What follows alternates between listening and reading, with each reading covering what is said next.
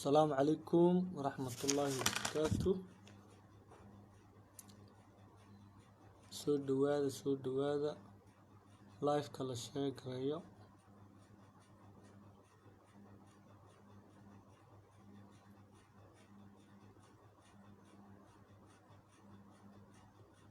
السلام عليكم ورحمة الله وبركاته. soo dhawaada walaalayaal dhammaantiin.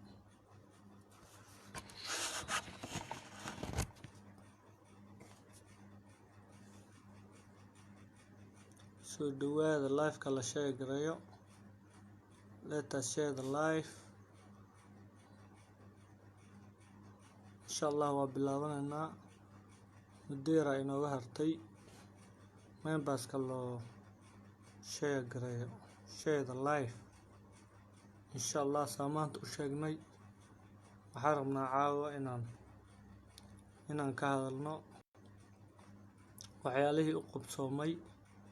xukuumaddii madaxweyne Farmaajo. markaa kasoo qaybgal wacan. soo dhawaada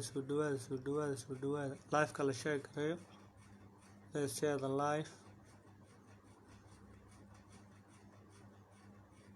live kan sheegayo. soo dhawaada dhammaantiin. waa idin wada salaamayaa.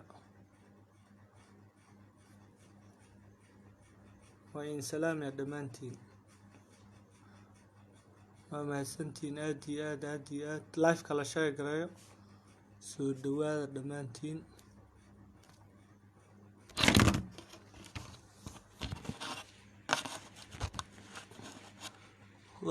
sidoo kale waan kaa qaadnay maxamed odawaa. maxamed sidoo kale waa ku salaamay walaal. maxamed amiin wadani sidoo kale waa ku salaamay. waa wareey maxamed yare ruuga cadda aad waa ku salaamay. live kala sheegayo. aarsada cabdullaahi nagay sidoo kale waa ku salaamay. live kan sheegarayno wili hadda muddadii lama gaarin. waa bilaabanaa dadka markay soo bartaan insha allah. live kan sheegarayno dhammaantiin waa idin wada salaamay. salaamayaa. let us share live ka marka hore aan sheegarayno insha allah memberska si dadka kale ay u gaarto waxyaalaan dhehno. aan sheegarayno insha allah. share the live. duceysana waa casuumantiin dhammaantiin. let's share the live kan sheegarayno dhammaantiin waa idin wada salaamayaa. aad iyo aad.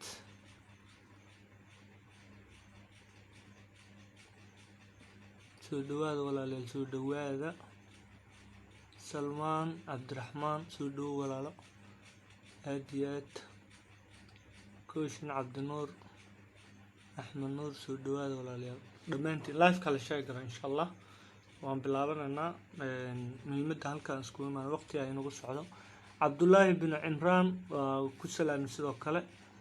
cali mahad ibraahim sidoo kale adigana waa ku salaamay. cali mahad ibraahim waa ku salaamay saaxib. salaan sare. waaw isaaq cabdisamed maxamed waa ku salaamay sidoo kale saaxib. aad iyo aad. live-ku waan bilaabanaynaa insha allah. sida mawduucaan sheegnay insha allah aan ku bilaabaynaa. waxyara inoo haray live-ka aan sheegarayna la soo bixiyo. sidoo kale cabdiqaadir axmed cali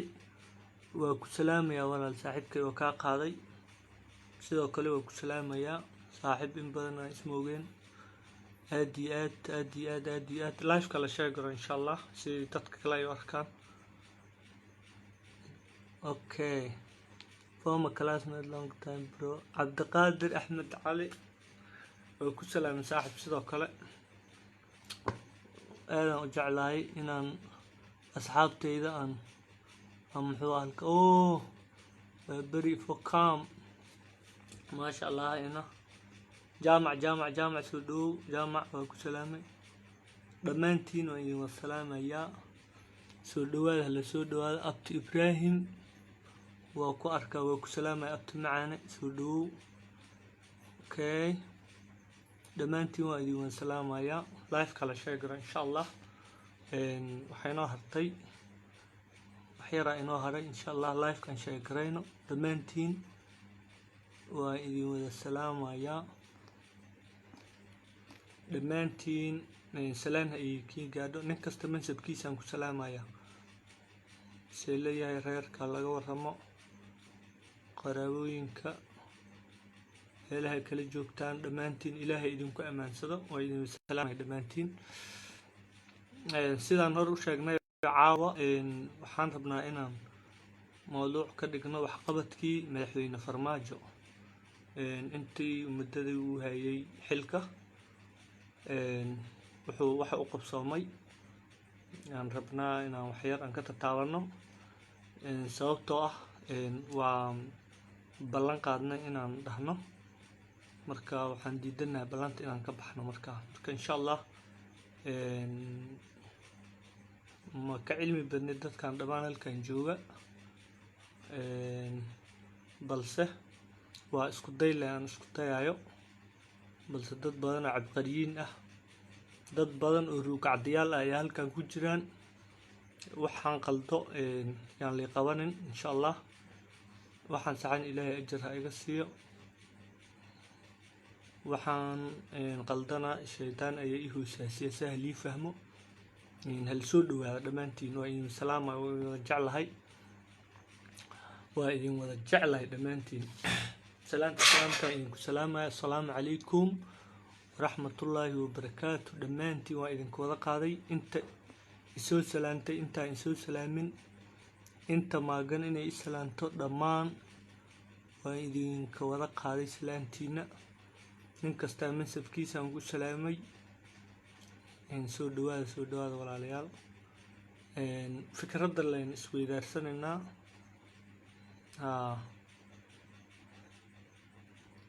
ya life kan sheegareynaya ay dulqaata maxaa muddo yara inoo dhiman dadkii waxaan u ballaminay waqtiga haddaan ka hor dhacno marka waxay noqonaysaa ballanta inaan ka baxnay noqonaysaa ballanka baxna ma fiicno marka insha Allah live-ka la sheegareeyo lasoo buuxiyo caawa insha Allah ilaahay wuxuu inaga garansiiya ayaan ka taabananaa madaxweyne farmaajo wuxuu qabtay dhammaan waxyaalo kale oo ma artay ay noo soo hoos galo ayadan waan qabanaynaa insha Allah markaan saas leenahay ma ahan inaan cilmi buuxa u hayno balse waa isku day aan muujinayno insha Allah waa bilaabanaynaa la sheegareeyo live-ka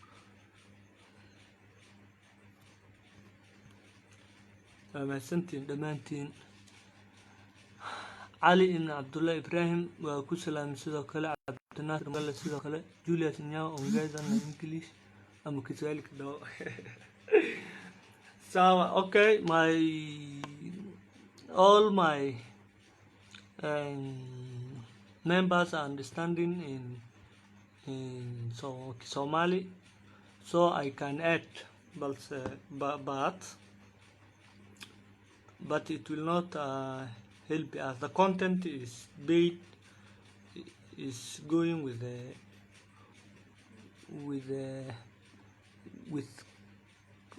a basic language Somali. So Julius Onyango Okumu wa kusalamay Okumu ay nimekusalamia sana. Welcome Okumu. I like your contribution. But after this, I will translate for you in English or Kiswahili.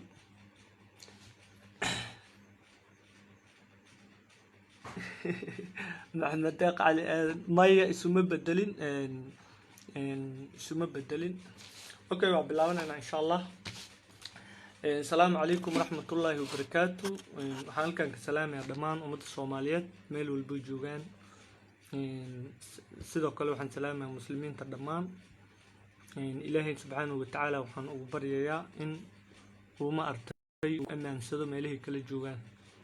إن إلهي الدنيا ذن وناك بش يبرواق السيو أقرنا الجنة دي سوق بشارة سدو كلا وحن إلهي سبحانه وتعالى وضن كان يدل كان أن أخبريا إن إلهي سبحانه وتعالى وما أرتي وما أرتي وأمان سدو كان ودل إنه وناجيو اسقب سيغان فرح بدن إلهي إنه كبحيو دل كان أو إلهي وإنغا وما أرتي دل كان يمرح لنا برعات بقود السمريو تاسن إلهي بان كبريا وحان سيدو كلا انتانا الموضوع أوكالين عاوة موضوعنا حويان وحقبتك ومحوينا فرماجو سميي انتي وتلال هاي هدا إلا انت اللي جو ما انتو سوقتي 8 فبراير ahead ilaa hadda inta laga joogo waxqabadkiisii ayaan rabnaa inaan daadahayno oon sheegno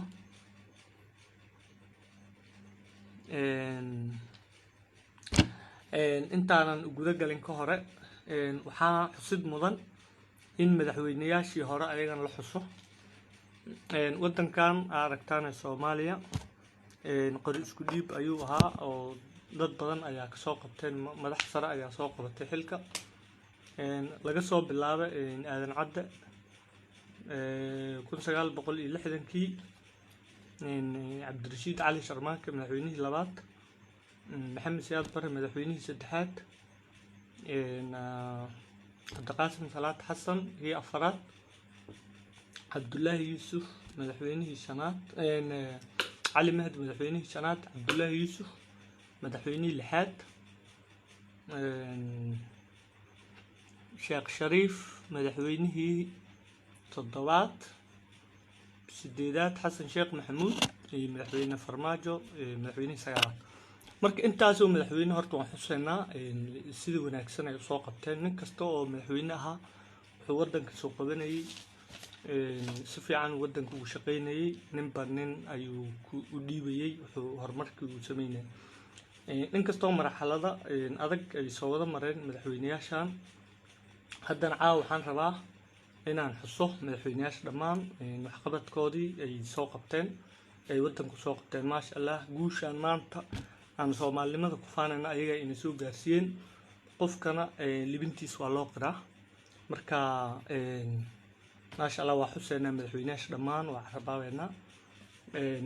waxaan rabaa marka inaan sii galo muhiimadda ay leedahay dowladnimada waa wax muhiim ah haddaana muxuu ahay adduunka foodo ma fiicno in ma artay nabiga sallallahu alayhi wasallam soo dhahay saddex qof hadaatiin halkiina qof ay idin hogaamiyo taa macnaheedu waxa weeyaan waxaan ka fahmaynaa in ma artay ismaamulka iyo kala dambeynta ay wanaagsan tahay marka ilaahay waxaan ka baryaynaa ummadda Soomaaliyeed inuu ilaahay istuso oo ma artay madaxdooda ay xushmeeyaan madaxdana waa in la xushmeeyaa markasta haddaan guda galo waxqabadkii madaxweynaha farmaajo ilaa mawduucayna ahay insha Allah madaxweynayaasha kalena maraan soo diyaarinayna insha Allah laakiin caawa kan ayaan ka hadlaynaa haddaan guda galo arrimaha haddaan ka bilaabo waxqabadka kow waxaan ka bilaabaa arrimaha dibadda madaxweyne farmaajo muxuu ka geystay sidaan la socono maasha Allah madaxweynahan inkastoo madaxweynayaasha ka hor ayaga wax ay soo qabteen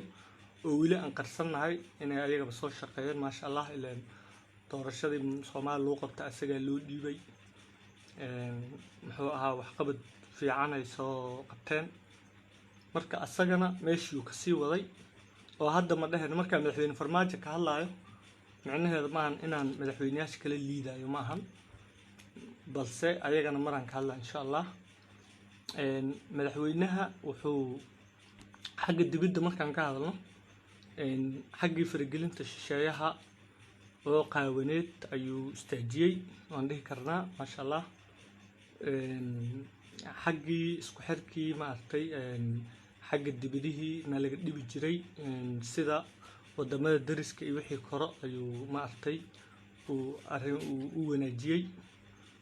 ayadana waa muhiimad aan leenahay muxuu arrimaha dibadda ayuu si fiican siyaasad wanaag ayuu sameeyey waxaa kaloo jiray wadamo qaar ah oo faragelin inugu hayeen ayuu maartay uu la hadlay uuna u bandhigay inay faragelinta ka daayaan sida wadanka Ethiopia saaxiibo u sameeyey oo wadamaha sida Turkiga Qatar ayuu muxuu ahay dawladii si dhaqaale ugu helo uu saaxiibo u sameeyey maasha Allah xagga dibadda aad ayuu ugu dhisay wadanka arrimaha gudaha wuxuu ku soo biiriyay dawlad wanaag isku tanaasul inuu maartay dadka ay isku tanaasulaan dib u heshiisiin meel fara badan oo dagaalo sokeeye ay ka socdeen ayuu muxuu ahaa uu geliyay uu maartay heshiis dhex dhigay wuxuu kaloo orsana baray wuxuuna baray sida wanaagsan dawlad wanaaga wuxuu owday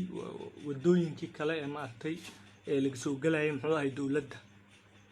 sida wadamaha shisheeyaha maartay danta ku wata ayuu muxuu ahaa ayuu wadanka muxuu ahay ka difaacay qodobka saddexaad waa horumarinta ciidamada dib u dhis fiican ayuu ku sameeyey ciidamada dalka mishaarkoodii uu kordhiyey mishaarkoodii maasha Allah dawladii hore inkastoo budgetkii uusan ku yaraa balse markii loo barbar dhigo dawladdan ayaa muxuu ahaa ciidamada mishaar fiican ay heleen maliidana dawladda kale hataa weysiinaysay caawa ma rabna inaan dawlad garab dhigno balse waxaan rabnaa inaan caqabadkii madaxweynaha bis aan ka hadalno mushaar kordhin ayuu sameeyey maasha Allah tababar ciidan oo tayo leh maasha Allah hadda waa aragtaa Soomaali way soo noqonaysaa xagga ciidan marka la dhaho aad iyo aad ay soo noqonaysaa sidoo kale mushaar joogto ah waxaa arkaysaa mushaarkii waagi hore uu daahi jiray sida hadda dawladdii ka horeysay waxaa 7 bilood ciidanka mushaar may qaadaneen balse hadda waxaa arkaysaa in ay muxuu ahaa dawladdii ay mushaarkii ay joogtaysay oo taariikh 25 ama before 30 intaan la gaarin taariikh 30 ay usoo dhacayaan mushaarka maasha Allah oo joogto ah taa waa midtanka afraad waa xiriirka beesha caalamkood garanaysaan oo u yeerin jiray u akhrin jiray muxuu ahaa oo dalka madaxda Soomaaliyeed muxuu ahaa la talin jiray ayagoo dana ku wata sida waa garanaysaa Hayson uu ceeliyay markuu fahmay wuxuu soo celiyay qabkii Soomaalinimada inay Soomaali leedahay oo maartay aan fargelin shisheeye aan loo ogolaan ayadana ay isu tanaasusho ay tashato ayuu soo celiyay wuxuu kaloo maasha Allah xoog saaray xiriirka hay'adaha dawladda hay'adaha dawladda maasha Allah wada shaqeyn ayay sameeyeen si hufnaan ah oo musuqmaasuq la'aan ah ayay sameeyeen maasha Allah dawladdiis wuxuu ka ilaaliyay musuqmaasuq ayuu ka ilaaliyay sababtoo ah waa aragteen dad qaar mucaarad ah ay madaxweynaha ku amaanayaan sida Cabdiraxmaan Cabshakuur uu leeyahay muxuu ahay farmaajo nin hanti aruursi ama nin maalgurasho u jeeda ma ahan macnaha taas waxay micnaheedu ka tahay in dawladda farmaajo ay ilaalisay hantida dadweynaha maasha Allah qodobka lixaad ayadana waxaa kalsooni abuurkii baarlamaanka sida la socotaan baarlamaanka waagi hore waxay ahaan jirtay in baarlamaanka uu muddadiisa ay la kala diri jiray uunan baarlamaan kale ku simi jirin balse hadda wuxuu dejiyay sharci ah in baarlamaan kale uu bedelayo taasna ayadana waa wax weyn maasha Allah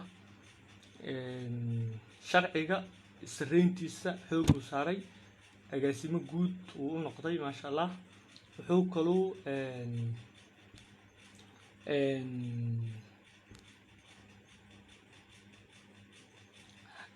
wuxuu kaluu muxuu ahay uu ansixiyey in baarlamaanka ay baarlamaanka la bedelaan sifa uu u dhicin firaaq dastuuri u dhicin firaaq dawli asoo u dhicin wuxuu hirgeliyey in baarlamaanka lagu bedelo taa mid tan kale tan toddobaad waa xagga dhaqaale kobcin uu sameeyey waa garanaysiin 3 sano ee ugu horeysay wadanka dhaqaalihiisa kor ayuu u kacay deyn cafin ayaa loo sameeyey wadanka maasha Allah taasna waxay sheegaysaa dawlad wanaagga uu madaxweynaha sameeyey musuqmaasuq la'aan hantida oo loo ilaaliyo shacabka dhammaan intaas oo dhan wuxuu u sameeyey in uu dawladda horumariyo maasha Allah waxaan leenahay ilaahay u fududeeyo haddana sidoo kale dhiirigelinta ciidamada asagoo ugu tagayo furimaha ciidamadu dhiirigeliyey waxaan dhihi karnaa ciidanka in mishaar la siiyo oo meelahay ka dagaalamaan looga tagin ayadana waa muxuu ahaa ciidanka moraal ma helayaan marka wuxuu ugu tagay furimaha ay ka kala dagaalamayeen ugu tagay si uu u dhiirigeliyo ciidamada maasha Allah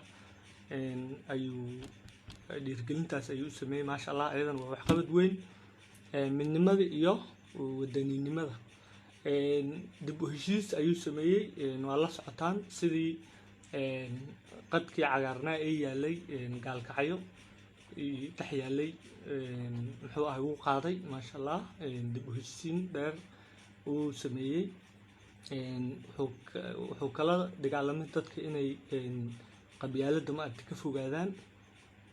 aad iyo aad maasha Allah sidoo kale ammaan ilaalinta iyo hufanaanta dawladda wuu ilaaliyey ammaanadeedii hufanaan ayuu sameeyey dawladdiisa laguma sheegin waxyaalo xatooye ah boob iyo ma aragtay cadaalad la'aan iyo qabyaalad iyo waxaas muxuu ahaa way ka fogeyd maasha Allah taasna waa arrin weyn lagu ammaano madaxweynaha sidoo kale dhiirigelinta dhalinyarada Soomaaliyeed dhalinyarada ayuu dhiirigeliyey asagoo u dhisaayo garoonka caalamiga hadda la dhisay marka horena meel ma aragtay yar foolxun ku yaalay taas ayaa kugu wacan sadar muuqda su'aal ka dhan garoonkaas ayaa muxuu ahaa ayaa wax kasta uu sheegi karo sababtoo ah wuxuu sameeyey inuu dhalinyarada ma aragtay ku dhiirigeliyo meel ay ku ciyaaraan u sameeyo dhiirigelintaas oo kale waxaa ka mid ah uu dhalinyarada u sameeyey qurxinta magaalada iyo bilicdeeda iyo meelaha lagu dalxiiso dhammaan arrimahaas uu sameeyey maasha Allah waa arrin weyn la qaban karo la xusi karo la kulmidda dhalinta iyo kalsooni tuska dhammaan waxaa aragtaa in dhalinyaro fara badan ay gurihiisii ama muxuu ahaa madaxtooyadii ama qasrigiisa ay ugu tagayeen oo la hadlayeen uuna dhiirigelin u sameynayay dardaaran iyo iscafinta macnaha wuxuu aad iyo aad muxuu ahaa Soomaalida ugula dardaarmay inay iscafiyaan dhammaan inay iscafiyaan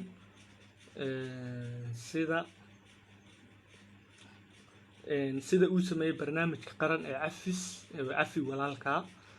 raaligelintii uu u sameeyey walaalahan reer waqooyi Somaliland asagana muxuu ahaa u sheegay in waxyaalihii dhibkii ku dhacay uu ahaa mid ay system ama dawlad markaa jirtay ay ka dambeysay balse koonfur oo ku duushay waqooyiga ay ahayn ayada maasha Allah aad iyo aad waxaa kaloo uu aad u sameeyey siyaasad loo dhan yahay sida uu ka qayb geliyey maamul goboleedyada ee ma aragtay inay muxuu ahaa la tashto sifo ay u hagaan wadanka doorashadiisa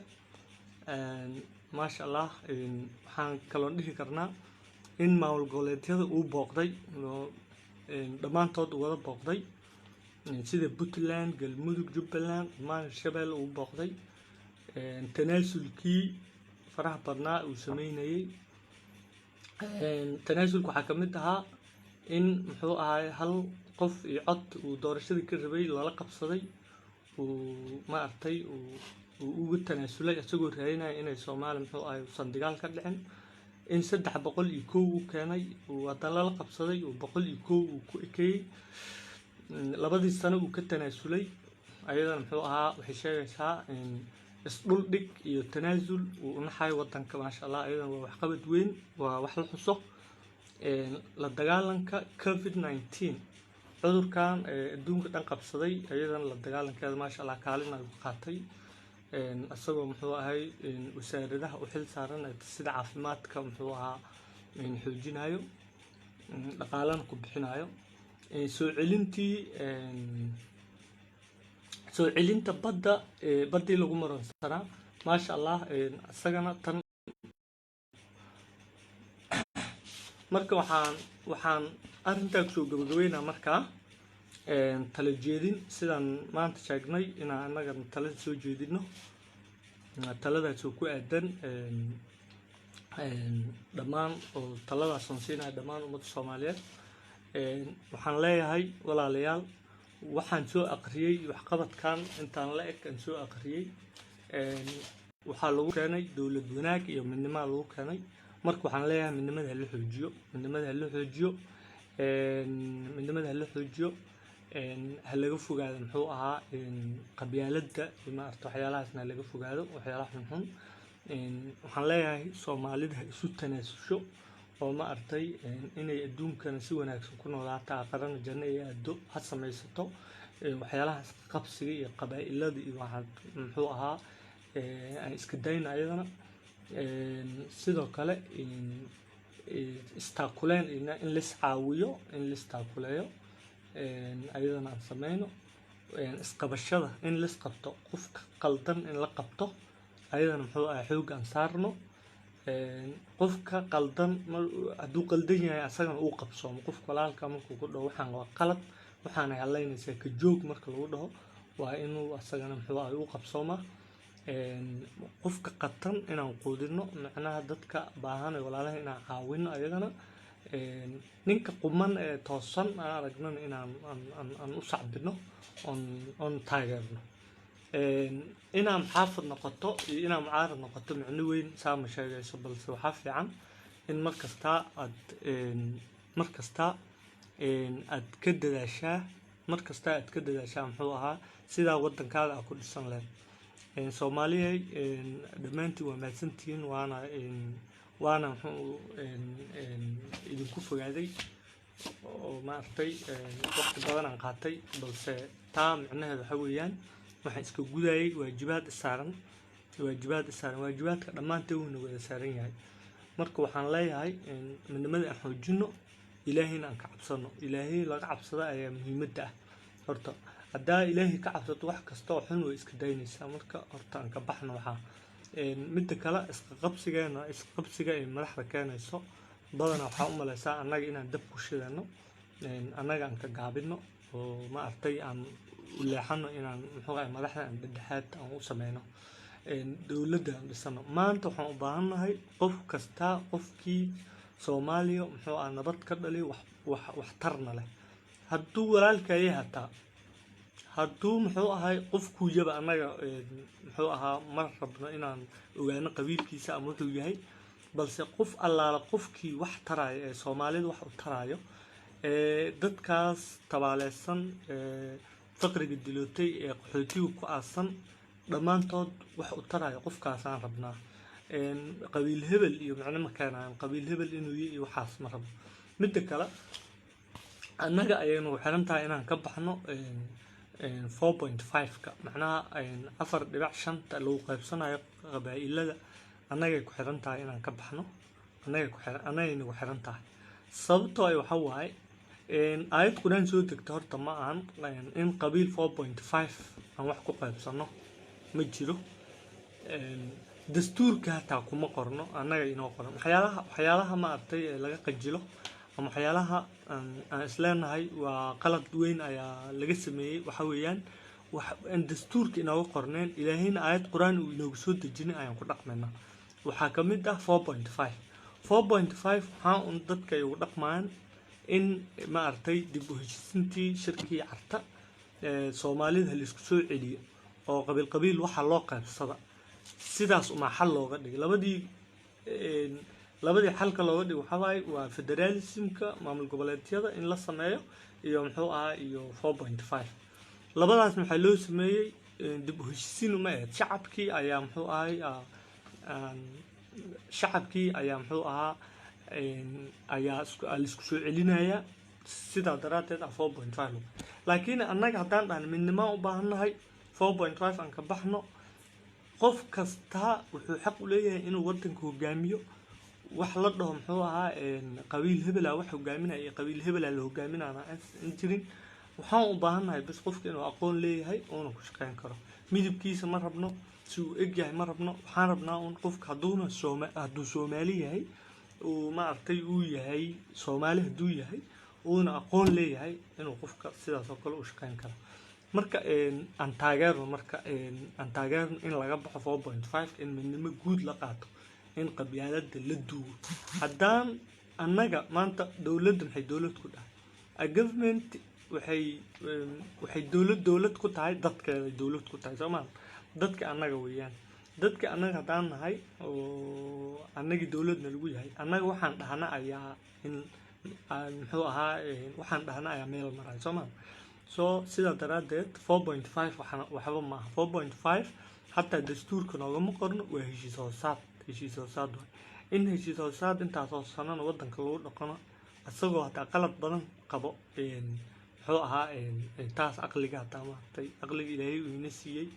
inaan ku fikirno waa ma sheegayso marka waa ka bixi karnaa laakiin goorma waxaan ka bixi karnaa markay midnimada sax run naga tahay markay muxuu ahaa qabyaaladda aan duugno qabyaaladda markaan duugno markaan muxuu ahaa aan is cafino aan istaakulayno markaan is caawino markaan qof kale uu aaminsan laakiin anaga dhaxdeen haddaan qabiil hebel ma hogaamin karo haddii muxuu ahaa qof kasta uu dhaho qabiil hebel ma hogaamin karo dadkina waa qabiil Soomaali soo marka waxay noqonaysaa in arrintaasi adkaanaysa noqonaysaa marka ilaahayna aan ka cabsano Soomaali waa wadan qani ah waa wadan kheyraadkii lagu badiyay balse annaga ilaahay inama tusin inaan muxuu ahaa inaan wadankeena aan aragno kheyraadka yaallo aan ka faa'iideysano taa waa midda kale aan iska qabano annaga aan iska qabano macnaha wadamaha shisheeyaha ama dadka kale dadyow kale maartay dawladeena ku dhex jiray kala luushay waxaan u maleynayaa in madaxdeena maanta ay fiicnaan lahayd oo muxuu ahaa madaxdeena maanta ay isu tanaasul lahayn hadda ayaga isma qalaan laakiin waa lagu kala dhex jiraa muxuu kana qof kala u soo sheekaynayo kana qof kala u soo sheekaynayo marka laba qof la isku soo diray ayaa muxuu shir u soo wada fariisanay labadii qof la isku soo diray shir u soo wada fariistay inay heshiiyaan habarteeda ka taa waana maslaxad dad lagu dhaxayta ma u maleynayo Soomaalida hadday meel iskugu imaado إن شاء الله وأنا قبيلة ويدانا إبراهيم أحمد sidoo kale waayahay saaxiib ana iska bilaaba insha Allah waa diyaar ana farta taag diyaar noqo صح ما شاء الله walaalkan waa sax in muxuu qof kale u waaniyo waa sax waa qof kale in waaniyo ma sha Allah waa maasanta walaal annaga madaxdeena ilaa hadda ani waxaan aaminsanahay madaxdeena waa la isku diraya aaminsanahay ilaahayna aqliga ku soo celiyo aqliga isku gartaan inay dadka madax u yihiin annaga dhalinyarada maadaama nahay waxaa loo baahan yahay inaan annagana aan qaadano annagana muxuu ahaa kaalin inaan ka qaadano inaan dawladeena soo ceshano waa nasiib darro inaan annagoo dhalinyaro ah dawladeena isa haysato aan wax barano aan soo ceshino dowladdeena aan dadkeen la hadalno qabiilna aan ka baxno maanta waxa qabaa'ilka muxuu ay kobcinaya ama cayilinaya waxa weeyaan waa sal iyo baar waa dhalinyaradii ayaa qabiil hadda aaday marka dhalinyaro wax baratay waxa arkaysaa oo qabiil aaday oo qabyaalada muxuu ahaa ku hadaaqaysa arkaysaa marka anaga aan ka soo laabano inta u soconaa marka hadafka muxuu yahay hadafku wuxuu yahay waxaan rabnaa dowlad fiican aan rabno qofka hogaaminaya macna weyn ma sheegayo laakiin waxaan rabnaa dowlad fiican oo muxuu ah qof dhowrsoon qof wadani ah qof muxuu ahaa hooyadaas qaxootiga ku jirta ka naxayo qof wadanka isku soo celinayo qof ku shaqeynayo muxuu ahaa in maartay masaakiinta la daryeelo qof xagga dhaqaalaha wadanka dhisayo qof wadanka biliciisa soo celinayo kaas aan u baahanahay kaas aan ka helaynaa markaa qof kasta uu noqon karaa markaa kaas qof kasta uu noqon karaa adigaan hadda meesha ku jirtaa noqon karto adigaan meesha ku jirtaa noqon karto qof kastaa noqon karo taa marka yaana lagu daalin taa oo aan la dhihin muxuu ahaa qof noqon kara ma lahan aan la dhihin qof kastaa noqon kara balse maxaa laga rabaa markaa waxaa laga rabaa inaan annaga dhexdeena horta aan isku kalsoonaano adigu waa inaa aniga aaminsanaanta anna waa ani idan ku aaminsanayaa waa inay is aaminsanayaa yaana la kala shaqeyn yaana la kala dhexgalay soomaali baa iskale soomaali baa iskale hadday leedahayna micnaheedu waxa weeyaan taladan ayadaa iskale soomaali marka waxaan leeyahay walaalayaal intaa qaata intaas aan muxuu ahay ku dhaqano iska qabsigan hadda jiro insha allah way soo dhamaanaysaa dowladda kheyr ha loo rajayo insha allah way soo dhamaanaysaa muhiimadda waxaa maa in doorasho la galo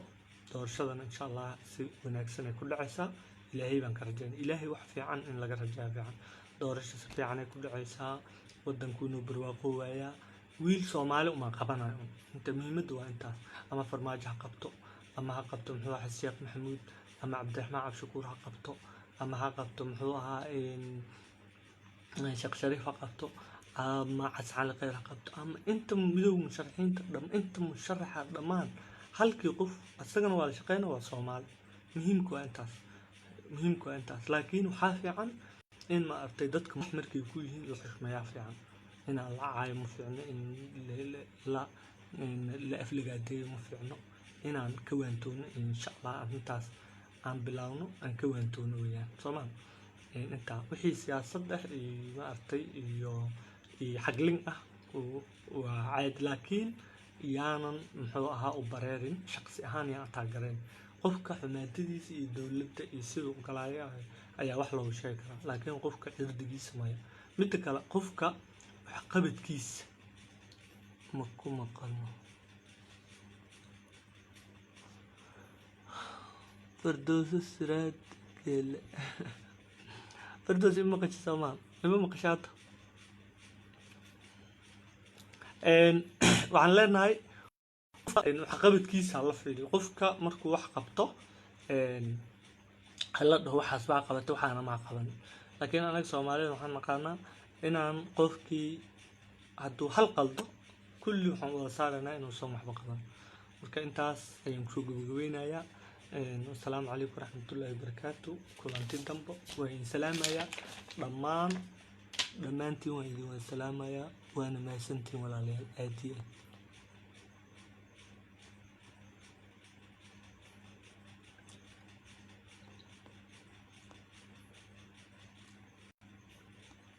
وإن سلام يا دمانتين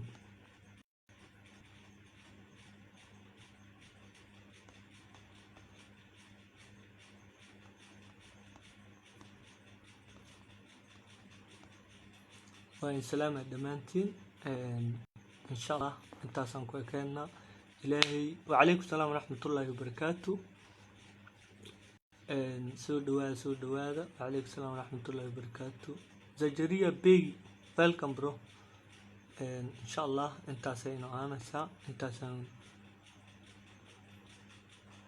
انت سان شو جوينا يا ولا ليال جراد إبراهيم welcome bro